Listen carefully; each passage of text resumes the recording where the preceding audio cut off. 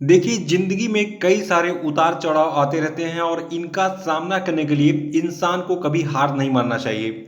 एक कविता आपने सुनी होगी कि कोशिश करने वाले की कभी हार नहीं होती, लहरों से डरकर नौका पार नहीं होती।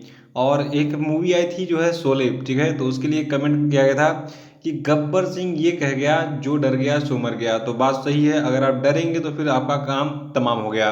तो डरिए मत और संघर्ष कीजिए, सफलता आपको ज़रूर मिलेगी। नमस्कार दोस्तों, आज के वीडियो में डिस्कस करेंगे हम 15 अक्टूबर के सभी महत्वपूर्ण करंट अफेयर पे। देखिए, आज के वीडियो में टोटल 12 मोस्ट इंपॉर्टेंट प्रश्नों पे हम चर्चा करेंगे और देखिए आज के प्रश्न बहुत ही यूनिक हैं और इसमें से 4 से 5 प्रश्न ऐसे हैं जो एग्जाम के लिए मोस्ट इंपॉर्टेंट है। तो शुरू से लास्ट वीडियो में बने रहिए। आइए देखते हैं ये कौन-कौन से प्रश्न हैं और इस चैनल से ऐसे ही वीडियोस के ऑटोमेटिक नोटिफिकेशन पाने के लिए चैनल को सब्सक्राइब करके बेल आइकन प्रेस कर दीजिएगा और वीडियो को लाइक और शेयर भी कर दीजिएगा। देखिए, आज का पहला प्रश्न हमारा है कि विश्व मानक दिवस यानी कि वर्ल्ड स्टैंडर्ड्स डे या फिर अंतर्राष्ट्रीय मानक दिवस कब मनाया जाता है। तो देखिए, जो विश्व मानक दिवस है जिसको अंतर्राष्ट्रीय मानक दिवस भी कहते हैं, ये 14 अक्टूबर को हर साल मनाया जाता है। और 2021 के विश्व मानक दिवस की थीम क्या है? सतत विकास लक्ष्यों के लिए मानक, एक बेहतर दुनिया के लिए साझा दृष्टिकोण। देखिए, आपको बता दूं, एक संस्था है मानकीकरण मुख्यालय के लिए अंतर्राष्ट्रीय संगठन, ठीक है? तो यही रेगुलेट करता है इस विश्व मानक दिवस को और इसका मुख्यालय कहाँ पे है? जिनेवा, स्विट्जरलैंड में। और इसकी स्थापना 23 फरवरी 1947 को यूनाइटेड किंगडम के लंदन में हुई थी और इसके अध्यक्ष हैं वर्तमान में उलिका फ्रेंके। अगला प्रश्न है कि अंतर्राष्ट्रीय ई कचरा दिवस कब मनाता है। देखिए, ई कचरा बहुत व्यापक शब्द है ये। ई कचरा मतलब हो गया इलेक्ट्रॉनिक कचरा। जैसे कि मान लीजिए आपका मोबाइल खराब हो गया, तो खराब होने के बाद उसको आप जो है कहीं प्रिजर्व तो करते नहीं, रखते तो है नहीं, उठा के उसको बाहर फेंक देते हैं या फिर कूड़े वाले को दे देते हैं, जो भी करते हैं। तो वही होता है ई कचरा। मतलब इलेक्ट्रॉनिक सामान के जितने भी पुराने वेस्ट हैं उनको हम ई कचरा कह सकते हैं, यानी कि ई वेस्ट कह सकते हैं। तो इसके लिए एक अंतर्राष्ट्रीय दिवस निर्धारित किया गया है 14 अक्टूबर को। याद रखिएगा, हर साल 14 अक्टूबर को अंतर्राष्ट्रीय ई कचरा दिवस यानी कि इंटरनेशनल ई वेस्ट डे मनाया जाता है। देखिए, जो अंतर्राष्ट्रीय ई कचरा दिवस है इसको 2018 से हर साल 14 अक्टूबर को मनाया जा रहा है और इसका उद्देश्य है दुनिया भर में ई कचरे के सही निपटान को बढ़ावा देना। देखिए, 2021 का जो अंतर्राष्ट्रीय ई कचरा दिवस है ये इसका चौथा संस्करण है, क्योंकि 2018 में शुरू हुआ, फिर 19 में, फिर 20 में, अब 21 में, यानी कि चौथा संस्करण है इसका ये। इस तरीके से आप काउंट भी कर सकते हैं, ठीक है? देखिए, इस वर्ष का यानी कि 2021 का जो अंतर्राष्ट्रीय ई कचरा दिवस है, ठीक है, तो इस वर्ष का अंतर्राष्ट्रीय ई अपशिष्ट दिवस यानी कि ई कचरा दिवस जो है ये ई उत्पादों के लिए सर्कुलेटरी को वास्तविकता बनाने में हम में से प्रत्येक के महत्वपूर्ण हिस्से पर ध्यान केंद्रित करेगा। और अगला प्रश्न हमारा है कि विश्व दृष्टि दिवस यानी कि वर्ल्ड साइट डे कब मनाया जाता है। तो देखिए, विश्व दृष्टि दिवस को हम अक्टूबर महीने के दूसरे गुरुवार को मनाते हैं और इस साल अक्टूबर महीने का जो दूसरा गुरुवार था ये 14 अक्टूबर को पड़ा। तो हमने 14 अक्टूबर 2021 को क्या मनाया? विश्व दृष्टि दिवस। देखिए, दृष्टि मतलब आपके आई साइट की बात हो रही है, यानी कि आंखों की रोशनी की बात हो रही है। और 2021 का जो आपका विश्व दृष्टि दिवस यानी कि वर्ल्ड साइट डे है, तो इसकी थीम रखी गई है लव योर आइज, यानी कि अपनी आंखों से प्यार करो, ठीक है? तो आंखों से कैसे प्यार करेंगे आप? देखिए, आँख नहीं है तो कुछ नहीं है। कहावत है कि आँख है तो जहान है। बिना आँख के आप जो है कितने भी तंदुरुस्त हों, हाथ पैर सही सलामत हों, आँख नहीं है तो कुछ नहीं है, आप किसी भी काम के नहीं हैं, ठीक है? तो अगर ईश्वर ने आपको ये अनमोल चीज़ है यानी कि आँखें दी हैं, तो आँखों की सुरक्षा कीजिए। देखिए, आँखों की सफाई रखना बहुत ज़रूरी है। सवेरे उठिए तो आँखों को धुलिए और समय-समय पर आँखों का चेकअप कराते रहिए डॉक्टर से कि आपकी आई साइट वीक तो नहीं हो रही है। अगर वीक हो रही है तो डॉक्टर के अनुसार जो है आप विटामिन ए वाले जो है प्रोडक्ट खाइए, क्योंकि आँखों की रोशनी के लिए विटामिन ए बहुत ही ज़रूरी होता है। इसीलिए विटामिन ए को हम क्या कहते हैं? रेटिनॉल। क्या कहते हैं? रेटिनॉल। देखिए, विटामिन्स का अगर आपको वीडियो देखना है, कंप्लीट जो है वीडियो कौन-कौन से विटामिन्स होते हैं, कितने प्रकार के, तो आप सर्च कीजिए मेरे इसी यूट्यूब चैनल पे विटामिन्स बाय एग्जाम गुरु एकेडमी, ठीक है? तो इसको सर्च करेंगे तो आपको मिल जाएगा। वीडियो पूरा देख लीजिए, आपको सारे विटामिन्स की जो है बारे में जानकारी मिल जाएगी। इससे आप फ्यूचर में क्या करेंगे? विटामिन्स के बारे में जानेंगे, एग्जाम में भी प्रश्न उससे सॉल्व कर लेंगे, अपने हेल्थ को भी मेंटेन रखेंगे। तो अभी हम बात कर रहे थे विश्व दृष्टि दिवस की। तो विश्व दृष्टि दिवस 2021 की थीम है लव योर आइज। देखिए, इसका मुख्य उद्देश्य क्या है? जो आपका विश्व दृष्टि दिवस है, इसका मुख्य उद्देश्य है दुनिया भर के लोगों को दृष्टि दोष और अंधेपन पर ध्यान केंद्रित करना, मतलब उसके बारे में जागरूकता फैलाना। और पहली बार विश्व दृष्टि दिवस वर्ष 1984 में 8 अक्टूबर को मनाया गया था। चौथा प्रश्न है कि भारत का पहला अटल सामुदायिक नवाचार केंद्र कहाँ पर शुरू किया गया? तो देखिए, जो भारत का पहला अटल सामुदायिक नवाचार केंद्र है, इसको राजस्थान की राजधानी जयपुर में शुरू किया गया है। देखिए, हाल ही में विवेकानंद ग्लोबल यूनिवर्सिटी जयपुर में भारत के पहले अटल कम्युनिटी इनोवेशन सेंटर यानी कि अटल सामुदायिक नवाचार केंद्र का जो उद्घाटन किया गया। और आपको बता दूं, जो ये नवाचार केंद्र है, ये भारत सरकार अटल इनोवेशन मिशन और नीति आयोग के द्वारा स्थापित किए जाने वाला भारत का पहला केंद्र है, जो कि राजस्थान की राजधानी जयपुर में स्थापित किया गया है। देखिए, जयपुर को हम क्या कहते हैं? गुलाबी शहर यानी कि पिंक सिटी। ठीक है, अगर एग्जाम में पूछा जाए कि पिंक सिटी किसको कहते हैं, तो जयपुर को कहते हैं। सारे लोगों को पता होगा, मैक्सिमम जो नए लोग हैं जो कंपटीशन की तैयारी कर रहे हैं उनको नहीं पता होगा, तो वो भी इसको जान लें। आज आपको कमेंट बॉक्स में बताना है कि राजस्थान की मुख्यमंत्री कौन है, राजस्थान की राजधानी क्या है, राजस्थान के राज्यपाल का क्या नाम है। ये 3 चीज़ें बताइए। ये आपके लिए आज का एक टेस्ट है और मैं टास्क रखता हूँ, उसको आप बताएंगे तो थोड़ा सा मुझे अच्छा लगेगा। पांचवा प्रश्न है कि वर्ल्ड स्टील एसोसिएशन के नए अध्यक्ष और प्रबंध निदेशक कौन बने? अगर आपको एग्जाम देने जा रहा तो ये प्रश्न मैं आपको 500% गारंटी दूंगा, ये प्रश्न आपको पेपर में छपा मिलेगा, क्योंकि ये पहली बार ऐसा हुआ है किसी को इतना सम्मान मिला भारत में। देखिए, बिहार ही में सज्जन जिंदल, ठीक है, सज्जन जिंदल को वर्ल्ड स्टील एसोसिएशन यानी कि जो आपका विश्व स्टील संघ है उसका नया अध्यक्ष और प्रबंध निदेशक बनाया गया है। और जो आपके सज्जन जिंदल हैं, इनको वर्ष 2021-22 के लिए अध्यक्ष चुना गया है। और जो आपके सज्जन जिंदल हैं, आपको बता दूं, इनकी एक कंपनी है JSW स्टील लिमिटेड। ठीक है, तो JSW का जो सरिया आप यूज करते हैं, तो इसके अध्यक्ष है सज्जन जिंदल। देखिए, सज्जन जिंदल के बारे में एक खास बात ये हो गई है कि सज्जन जिंदल जो है ये वर्ल्ड स्टील एसोसिएशन के अध्यक्ष के रूप में सेवा करने वाले भारत के पहले प्रतिनिधि हैं, और इसीलिए ये प्रश्न इंपॉर्टेंट बनता है और इसीलिए मैं इसकी 500% गारंटी ले रहा हूँ पेपर में छपने की। तो उसको याद रखिएगा कि सज्जन जिंदल वर्ल्ड स्टील एसोसिएशन के नए अध्यक्ष और प्रबंध निदेशक बन गए हैं। और वर्ल्ड स्टील एसोसिएशन का स्थापना हुआ था 1967 में, मुख्यालय इसका है बेल्जियम के ब्रसेल्स में। अगला प्रश्न है कि किस महिला को हाल ही में ओरावेल स्टेज लिमिटेड, जिसको आप शार्ट में ओयो कहते हैं। देखिए, ओयो होटल तो सब जानते हैं, लेकिन ओयो का फुल फॉर्म बहुत कम लोग जानते होंगे, इक्का दुक्का लोग। आज से आप जान लीजिए, जो कंपनी ओयो है ये काफ़ी चर्चा में है और इसके बारे में थोड़ा सा डिटेल भी आज बताऊंगा आपको। अभी जान लीजिए, जो ओयो कंपनी है, तो ओयो का पूरा नाम है ओरावेल स्टेज लिमिटेड। तो इसके स्वतंत्र निदेशक के रूप में अभी हाल ही में एक पैरा एथलीट है भारत की दीपा मलिक, इनको अपॉइंट किया गया है। देखिए, यहाँ पे एक छोटे से लौंडे का फोटो दिख रहा है, इनको मैंने लौंडा इसलिए कहा ताकि आप थोड़ा सा मुस्कुराएं और इनसे प्रेरणा लें। देखिए, एक छोटे से बच्चे ने जो है, जिनका नाम है रितेश अग्रवाल, इन्होंने ओयो कंपनी की आधारशिला रखी थी 2013 में, यानी कि इस कंपनी को रितेश अग्रवाल ने 2013 में शुरू किया था। और देखिए, आज ओयो एक टॉप क्लास की कंपनी बन गई है, पूरी दुनिया में इसका नाम है। तो अभी हाल ही में इसी ओयो कंपनी का यानी कि ओरावेल स्टेज लिमिटेड कंपनी का स्वतंत्र निदेशक बनाया गया है पैरा एथलीट दीपा मलिक को। देखिए, जो आपकी दीपा मलिक है ये ओयो के बोर्ड में शामिल हुई हैं, जिसमें जो आपके रितेश अग्रवाल जी जो हैं ये अध्यक्ष हैं, और इनके अलावा 3 अन्य स्वतंत्र निदेशक और एक नामित निदेशक हैं। ठीक है, और देखिए, 7वां प्रश्न है कि अर्न्स्ट एंड यंग द्वारा जारी 98 renewable energy country attractiveness index में भारत किस स्थान पर है? देखिए, रीन्यूएबल एनर्जी का मतलब हो गया नवीकरणीय ऊर्जा। ठीक है, तो अभी हाल ही में जो अर्न्स्ट एंड यंग द्वारा जो है जो 58वां renewable energy country attractiveness index जारी किया गया है, इसमें भारत तीसरे स्थान पर है। और देखिए, इस सूचकांक में भारत जो है तीसरे स्थान पर है, और इस सूचकांक में पहले स्थान पर अमेरिका है, दूसरे स्थान पर चाइना है, तीसरे स्थान पर भारत है, और चौथे स्थान पर आपका चिली है, 5वें स्थान पर जर्मनी है, 6वें स्थान पर ब्राजील है, 7वें स्थान पर मैक्सिको है, 8वें स्थान पर फ्रांस है, 9वें स्थान पर कनाडा है, और 10वें स्थान पर इसमें ऑस्ट्रेलिया है। तो ये सूचकांक जो है इसके बारे में मैंने बता दिया, और इसमें टॉप 10 में कौन कौन से देश हैं ये भी मैंने बता दिया। देखिए, मोस्टली एग्जाम में पूछा जाएगा कि भारत किस स्थान पर है और पहले और दूसरे स्थान पर कौन है। तो इस सूचकांक में अमेरिका पहले, चाइना दूसरे, भारत तीसरे स्थान पर है। देखिए जो आपका ये 58वां renewable energy country attractiveness index जारी किया गया है। तो इस सूचकांक में दुनिया के 40 देशों को उनके नवीकरणीय ऊर्जा के इन्वेस्टमेंट और डेवलपमेंट के आधार पर रैंक दी गई है, जिसमें भारत तीसरे, अमेरिका पहले और चाइना दूसरे स्थान पर है।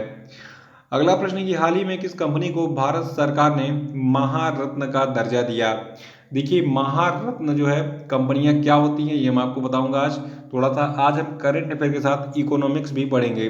क्यों पढ़ेंगे? क्योंकि वहां से प्रश्न एग्जाम में पूछे गए, मैंने खुद देखा था, तो इसलिए आपको वो जानकारी आज मैं दे दूंगा। देखिए अभी हाल ही में जो power finance corporation limited company है, तो इस power finance corporation limited company को भारत सरकार ने महारत्न का दर्जा दिया है। देखिए जो पीएफसी यानी कि पावर फाइनेंस कारपोरेशन लिमिटेड है, इसको 1986 में विद्युत मंत्रालय के स्वामित्व में एक भारतीय वित्तीय संस्थान के रूप में शामिल किया गया था। ये भारत की सबसे बड़ी इंफ्रास्ट्रक्चर फाइनेंस कंपनी है जो कि विशेष रूप से पावर सेक्टर को समर्पित है। और आइए थोड़ा सा आज हम जानते हैं कि भारत में और कौन कौन सी महारत्न कंपनियां हैं। देखिए स्टार्टिंग में जब ये कैटेगरी स्टार्ट की गई थी तो उस समय कुल 8 महारत्न कंपनियां थीं, लेकिन बाद में इनकी संख्या बढ़ गई। तो अभी मेरे पास एक लिस्ट है जिसमें 12 महारत्न कंपनियों की सूची है मेरे पास। देखिए इसमें पहली कंपनी आपकी है भारत हैवी इलेक्ट्रिकल्स लिमिटेड, जिसको हम भेल भी कहते हैं, ठीक है, BHEL, Bharat heavy electricals limited, ठीक है। तो देखिए जितनी भी प्रतियोगी परीक्षाएं होती हैं, चाहे छोटी परीक्षा हो चाहे बड़ी परीक्षा, एग्जाम में प्रश्न ये पूछा जाता है निम्नलिखित में से कौन सी कंपनी को महारत्न का दर्जा दिया गया है, कौन सी कंपनी मिनी रत्न है। तो मिनी रत्न के बारे में कभी और हम चर्चा करेंगे, आज हम केवल फोकस करेंगे महारत्न के बारे में, क्योंकि एक ही चीज़ बताऊंगा तो उसको आप कंठस्थ कर लेंगे और बाद में जब मैं कभी मिनी रत्न बताऊंगा तो उसको आपको वहाँ पे जो है कंठस्थ करा दूंगा। अभी देखिए याद रखना है कि भेल जो है ये एक महारत्न कंपनी है। भारत पेट्रोलियम कारपोरेशन लिमिटेड एक महारत्न कंपनी है। कोल इंडिया लिमिटेड भी महारत्न कंपनी है। गेल यानी कि गैस इंडिया लिमिटेड भी जो है महारत्न कंपनी है।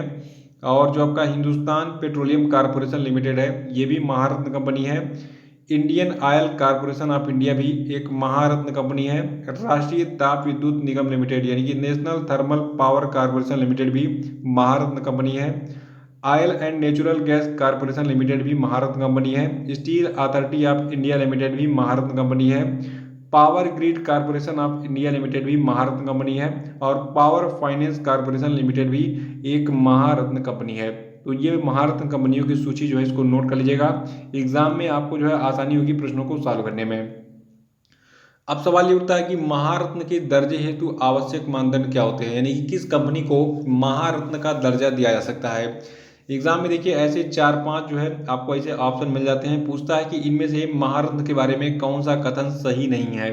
तो अगर आप ये सारी चीज़ें जानेंगे तभी आप इसको सही कर पाएंगे प्रश्न को, क्योंकि बहुत सारे लोग पीसीएस की तैयारी कर रहे हैं, एसएससी वगैरह में भी, सीजीएल वगैरह में ऐसे टफ क्वेश्चन पूछ लिए जा रहे हैं। तो अभी हम बात कर रहे हैं महारत्न कंपनी की। तो देखिए महारत्न, किसी भी कंपनी को महारत्न का दर्जा प्राप्त करने के लिए उसको पहले से ही नवरत्न का दर्जा प्राप्त होना चाहिए। तो देखिए कंपनियों की बहुत सारी कैटेगरीज हैं, जैसे महारत्न, नवरत्न और मिनी रत्न, ठीक है। तो नवरत्न कंपनियां क्या होती हैं, मिनी रत्न क्या होती है, मैं आपको बाद में बताऊंगा। अब याद रखिए कि किसी भी कंपनी को अगर महारत्न का दर्जा प्राप्त करना है तो उसको पहले से नवरत्न कंपनी का दर्जा प्राप्त होना चाहिए। और उस कंपनी को भारतीय प्रतिभूति और विनिमय बोर्ड यानी कि security exchange board of India यानी कि सेबी के नियामकों के अंतर्गत न्यूनतम निर्धारित सार्वजनिक हिस्सेदारी यानी कि minimum prescribed public share holding के साथ भारतीय शेयर बाजार में सूचीबद्ध होना चाहिए। और विगत 3 वर्षों की अवधि में यानी कि पिछले 3 वर्षों की अवधि में उस कंपनी का औसत वार्षिक व्यवसाय यानी कि एवरेज एनुअल टर्नओवर कितना होना चाहिए, 25,000 करोड़ रुपए से अधिक, ठीक है, तभी मिलेगा महारत्न का दर्जा। और उस कंपनी को पिछले 3 वर्षों में औसत वार्षिक निवल मूल्य यानी कि एवरेज एनुअल नेटवर्थ जो है कितना उस कंपनी का होना चाहिए, 15,000 करोड़ रुपए से अधिक का। और उस कंपनी को पिछले 3 वर्षों का औसत वार्षिक शुद्ध लाभ यानी कि एवरेज एनुअल नेट प्रॉफिट कितने का होना चाहिए, 5,000 करोड़ रुपए से अधिक का। और उस कंपनी की व्यापार के क्षेत्र में अंतर्राष्ट्रीय बाजार में महत्वपूर्ण उपस्थिति भी होनी चाहिए, तभी किसी कंपनी को महारत्न का दर्जा मिलेगा। इसका स्क्रीनशॉट ले लीजिए, बाकी पीडीएफ तो आप डाउनलोड कर लीजिएगा। लेकिन सबसे बढ़िया अभी स्क्रीनशॉट लेके इसको स्टेटस पे भी शेयर कर दीजिएगा, ताकि और भी स्टूडेंट इसको देखेंगे, उसको अच्छा लगेगा उनको, ठीक है। देखिए वीडियो को आप लोग जरूर शेयर किया कीजिए, और कम से कम यार 1000 लाइक तो जरूर किया करो, क्योंकि मैं रात में 2 बजे उठता हूँ आपके लिए 5, साढ़े 5, 6 बजे तक जो है वीडियो अपलोड कर देता हूँ। तो मैं इतने रात को इसलिए उठता हूँ ताकि आप लोगों का भला हो सके, और इसी की देन है कि अब तक 4000 प्लस बच्चों को नौकरी मिल चुकी है। मैं आपको स्टेटस पे दिखाते भी रहता हूँ, बच्चे अगर मैसेज करते हैं तो ये सारा काम कर लिए। देखिए किसी भी कंपनी को अगर महारत्न का दर्जा मिल जाता है भारत सरकार से, तो उसको क्या लाभ मिलता है मार्केट में, ये भी मैं आपको बताता हूँ। देखिए अगर किसी भी कंपनी को महारत्न का दर्जा मिल गया, तो इस कंपनी को क्या है, स्वायत्तता और परिचालन शक्ति में इसकी वृद्धि होगी। साथ ही उस कंपनी को वित्तीय मामलों से संबंधित सभी निर्णय लेने की स्वतंत्रता प्राप्त हो जाती है, ठीक है। यानी कि अपने वित्तीय निर्णय जो है वो कंपनी खुद ले सकती है अगर उसको महारत्न का दर्जा मिल गया है। और किसी भी कंपनी को अगर महारत्न का दर्जा मिल गया है, तो वो कंपनी जो है वित्तीय संयुक्त उपक्रम यानी कि फाइनेंशियल ज्वाइंट वेंचर और पूर्ण स्वामित्व वाली सहायक कंपनी यानी कि होली ओन्ड सब्सिडरीज में इक्विटी के जरिए निवेश कर सकती है। ये भी पावर मिल जाता है। और देखिए महारत्न कंपनियां जो होती हैं ये अपने निवल मूल्य के 15% और 5000 करोड़ रुपए की पूर्ण सीमा के साथ घरेलू और विदेशी कंपनियों के साथ विलय और अधिग्रहण यानी कि मर्जर्स एंड एक्विजिशन कर सकती हैं। देखिए जो महारत्न कंपनियां होती हैं इनके बोर्ड कर्मियों और मानव संसाधन प्रबंधन एवं प्रशिक्षण से संबंधित योजनाओं की संरचना बन सकता है। तो ये लाभ है किसी भी कंपनी को महारत्न दर्जा देने के लिए। और अभी मैंने क्या बताया कि जो कंपनी है पावर फाइनेंस कॉर्पोरेशन लिमिटेड जो है, इसको भारत सरकार ने महारत्न का दर्जा दिया है। और जो आपका power car finance corporation limited है, देखिए इसका मुख्यालय नई दिल्ली में है। इसकी स्थापना 16 जुलाई 1986 को हुई थी। इसके अध्यक्ष और एमडी हैं रविंदर सिंह ढिल्लन। नवा प्रश्न है कि हाल ही में फायर बोल्ट ने किस क्रिकेटर को अपना नया ब्रांड एम्बेसडर बनाया। तो देखिए जो कंपनी फायर बोल्ट है इसने भी हाल ही में विराट कोहली को अपना नया ब्रांड एम्बेसडर बनाया है। आपको बता दूं जो फायर बोल्ट कंपनी है इसने कुछ महीने पहले अभिनेता विक्की कौशल को भी अपना ब्रांड एम्बेसडर बनाया था। तो याद रखिएगा विराट कोहली नए एम्बेसडर बने हैं फायर बोल्ट के। फायर बोल्ट पर कंपनी करती क्या है, देखिए फायर बोल्ट एक बेरवेल गेमिंग और ऑडियो ब्रांड है जो कि प्रीमियम गुणवत्ता वाले ऑडियो फिटनेस और फैशन उत्पादों का एक गुलदस्ता पेश करती है। और जो कंपनी फायर बेल्ट है इसके उत्पादों में smart watch, Bluetooth earphone, Bluetooth headphone, true wireless earbuds और Bluetooth speaker, sound bar, lifestyle shoes आदि शामिल है इसमें। और 10वां प्रश्न है कि अक्टूबर 2021 में किस कंपनी ने देश भर में माइक्रो एटीएम शुरू करने की घोषणा की। तो देखिए अक्टूबर 2021 में कोटक महिंद्रा बैंक लिमिटेड ने पूरे देश भर में माइक्रो एटीएम शुरू करने की घोषणा की है। देखिए जो कोटक महिंद्रा बैंक है तो इसको अब जो है माइक्रो एटीएम शुरू करने से क्या लाभ होगा जनता को। देखिए माइक्रो एटीएम अपेक्षाकृत दूरस्थ स्थानों में रहने वाले लोगों को सुविधाजनक तरीके से नकद निकासी यानी कि कैश निकालने में जैसी आवश्यक बैंकिंग सेवाएं प्रदान करने के लिए जो है एक सरल, अभिनव और अत्यधिक प्रभावी समाधान है। और कोटक महिंद्रा बैंक की बात करें तो इसकी स्थापना 2003 में हुई थी। मुख्यालय मुंबई महाराष्ट्र में है। एमडी और सीईओ हैं उदय कोटक। 11वां कि हाल ही में उर्वरक प्रमुख इफ्को के अध्यक्ष का निधन हो गया, इनका क्या नाम था। कितने लोगों को पता है कि इफ्को का पूरा नाम क्या है, कमेंट बॉक्स में बताइए, फिर मैं आगे बढ़ूंगा। देखिए जो कंपनी इफ्को है इसके अध्यक्ष थे बलविंदर सिंह नकई, ठीक है। कहीं कहीं आपको पेपर में बी एन नकई भी मिलेगा लिखा हुआ, तो बी एन नकई फकई मत याद कीजिए, बलविंदर सिंह नकई याद कीजिए, शॉर्ट में बी एन नकई आपको आराम से रिमाइंड हो जाएगा, ठीक है। तो बलविंदर सिंह नकई कौन थे, इफ्को कंपनी के अध्यक्ष थे, इनका निधन हो गया है। देखिए जो इफ्को कंपनी है इसका पूरा नाम है इंडियन फार्मर्स फर्टिलाइजर कोऑपरेटिव। अगर आप प्रीवियस ईयर प्रश्न देखेंगे पिछले 10 सालों का किसी भी एग्जाम का, तो उसमें शायद आपको मिल जाए प्रश्न ये कि इफ्को का पूरा नाम क्या है। इफ्को का पूरा नाम है इंडियन फार्मर्स फर्टिलाइजर कोऑपरेटिव, और इसका मुख्यालय आपका नई दिल्ली में है। इसकी स्थापना कब की गई थी, 3 नवंबर 1967 को नई दिल्ली में। तो जो इफ्को के अध्यक्ष थे बलविंदर सिंह नकई, इनका निधन हो गया है। देखिए इफ्को जो है ये बहुत ही प्रमुख कंपनी है, खाद वाद आप लेने जाते होंगे इफ्को में, ठीक है। तो इफ्को जो है एक सोसाइटी थी और इसके अध्यक्ष कौन थे, बलविंदर सिंह नकई। 12वां प्रश्न है कि अक्टूबर 2021 में किस बैंक को प्रत्यक्ष और अप्रत्यक्ष कर एकत्र करने के लिए आरबीआई द्वारा अधिकृत किया गया है? तो देखिए एक बैंक है इंडस इंड बैंक, ठीक है। तो इंडस इंड बैंक को प्रत्यक्ष और अप्रत्यक्ष यानी कि डायरेक्ट और इनडायरेक्ट टैक्स एकत्र करने के लिए रिजर्व बैंक ने अधिकृत किया है। और इससे अब लाभ क्या होगा? अब जो कस्टमर्स होंगे इंडस इंड बैंक के, ये जो है इंडस नेट और इंडस मोबाइल प्लेटफॉर्म के जरिए अपने प्रत्यक्ष और अप्रत्यक्ष कर यानी कि अपने डायरेक्ट और इनडायरेक्ट टैक्सेस का जो है भुगतान कर सकेंगे। और इंडस इंड बैंक की बात करें तो उसके सीईओ हैं सुमंत कटपालिया, मुख्यालय इसका पुणे में है। मालिक इसके हैं हिंदुजा समूह। और इंडस इंड बैंक के संस्थापक हैं एसपी हिंदुजा। इसकी स्थापना अप्रैल 1994 में मुंबई में की गई थी। तो इंडस इंड बैंक के बारे में ये डिटेल्स याद रखिएगा, लेकिन सबसे पहले रखना है कि इंडस इंड बैंक को प्रत्यक्ष और अप्रत्यक्ष यानी कि डायरेक्ट और इनडायरेक्ट टैक्सेस एकत्र करने के लिए आरबीआई ने अभी हाल ही में अधिकृत किया है। और अब हम बात करेंगे आज के सभी क्वेश्चन अपडेट पे। तो तैयार हो जाइए सब लोग कमेंट बॉक्स में आंसर देने के लिए, और थोड़ा सा वीडियो को दनादन लाइक कर दीजिए, फिर आगे बढ़ते हैं। पहला प्रश्न आपके लिए कि अंतर्राष्ट्रीय आपदा न्यूनीकरण दिवस किस दिन मनाता है, बताइए।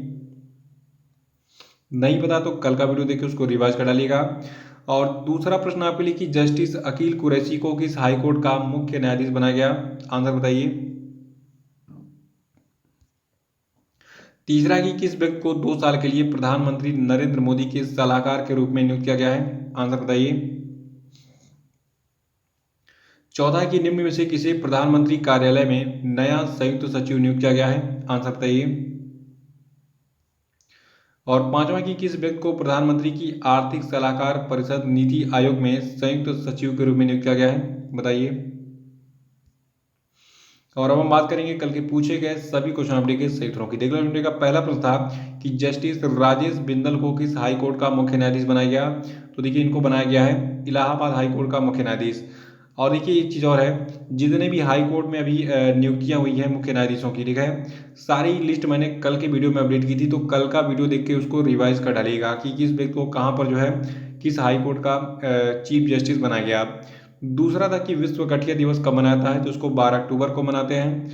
और तीसरा था कि हाल ही में किस राज्य के कन्याकुमारी लॉन्ग को जियोग्राफिकल इंडिकेशन टैग दिया गया, तो ये राज्य तमिलनाडु है। और चौथा था कि हाल ही में किसने भारत के मुख्य आर्थिक सलाहकार पद से इस्तीफा दे दिया है, तो इनका नाम क्या है, केवी सुब्रमण्यम। पांचवा था कि हाल ही में किसे आर्यभट्ट पुरस्कार से सम्मानित किया गया है, तो देखिए ये व्यक्ति आपके हैं जी सतीश रेड्डी। तो इसी प्रश्न के साथ ये वीडियो समाप्त होता है। जय हिंद, जय भारत।